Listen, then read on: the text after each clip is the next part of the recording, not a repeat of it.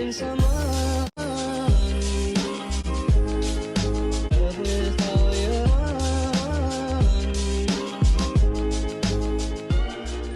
Now, we all know that most of us are not going to be so productive as to develop a daily gymnastics and stretching routine, or be productive enough to learn a new instrument.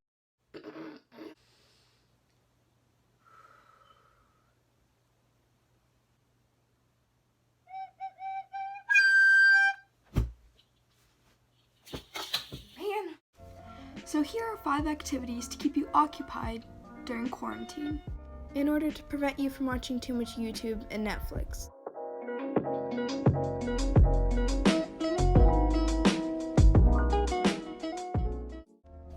Talk to your friends, because they're probably just as bored as you are. I don't even know, but Becky said that she managed. Yeah, I know, and it was so weird.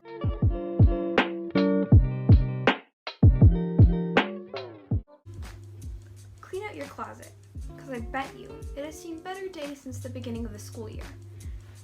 Plus, it will keep you occupied for about 1 to 2 days.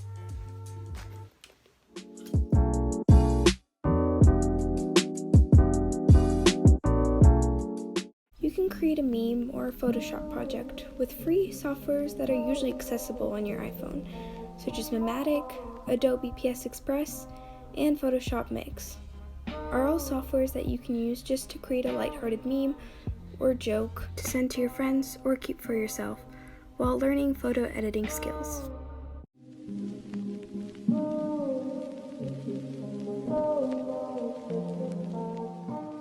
Through using packing tape, a drawing or a cutout from a photo, place packing tape on a piece of parchment paper and then take the drawing or the cutout on the first layer of packing tape and put another layer of packing tape, and there you go.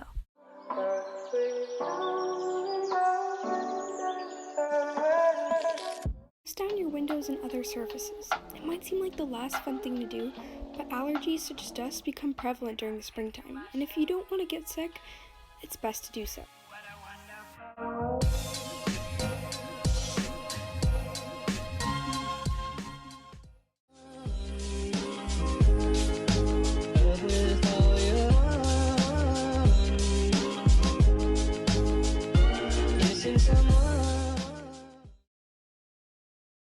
As we all are aware, the current pandemic has canceled many events, including but not limited to our theater performances, band UIL, soccer season, the rest of the track meets, all-star tests, and until further notice, it is safer to assume that the majority of April events are all canceled.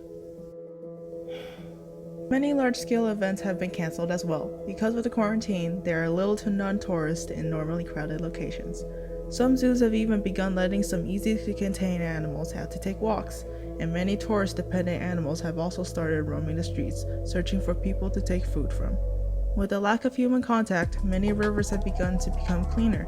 Animals are gradually returning to previously inhabited areas. It seems that the disappearance of people from the streets have a role in recent reduction of CO2 in the air. Here is some footage of the streets of many places around the world as of the quarantine.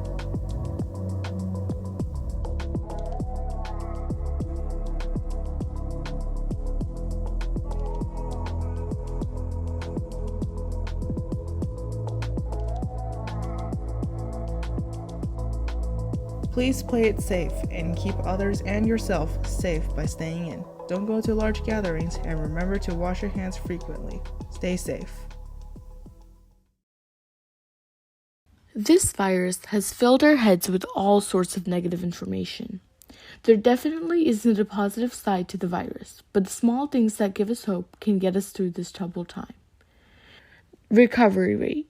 The fact that China, where this virus's hold was strongest, had about a 92% recovery. This tells us that the virus can be recovered from without the use of an ultimate cure.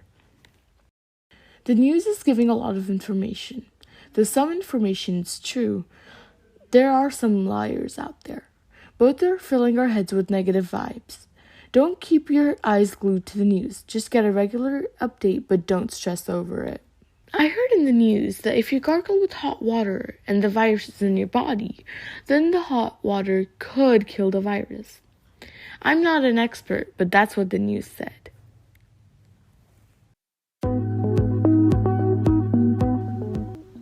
So many aspects of life have been canceled as the coronavirus has been causing the shutdown of schools and all our various classes. One fine art that has been hugely affected was band. UIL was also canceled, and Fowler Falcons have to figure out ways to learn by themselves using Zoom and private lessons over FaceTime. As a band member, I know that it is difficult, especially for 8th graders who are auditioning for high school bands. Everyone is working for ways to get through this crisis. Let's go see how.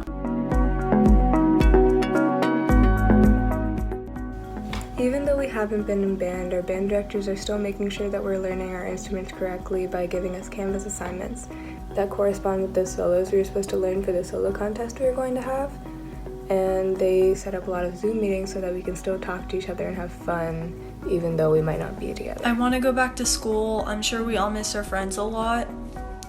The good thing about quarantine is that there's a lot of time and we could just practice for auditions coming up soon. But I'm really mad at coronavirus because everything's canceled, and I was really looking forward to UIL this year.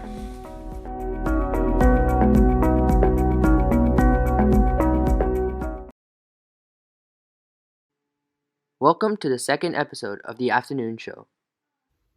Coronavirus is a pandemic which started as a flu-like virus and became a full-blown catastrophe. Many around the world have started taking action to prevent the spread of coronavirus by social distancing, a simple and effective way to counteract the virus. Taking simple precautions such as washing your hands and cleaning your body can go a long way to prevent you and others from getting it. The amount of confirmed coronavirus cases has eclipsed 1 million people and is continuing to grow. All around the world, many healthcare professions are risking their lives every single day to try to prevent the spread of coronavirus. These workers, considered as essential service workers, are going in every single day to try to prevent and stop the spread of coronavirus. Social networks such as Instagram, Twitter, and TikTok are creating their own ways of trying to help spread awareness of coronavirus. Some great ways to keep track of the coronavirus cases that are going all around the globe is a website called worldometers.info. This website helps you track each and every coronavirus case that has happened in the United States so far, and even other nations around the world. It is our responsibility as citizens of the United States to stay home and keep safe during these dire times.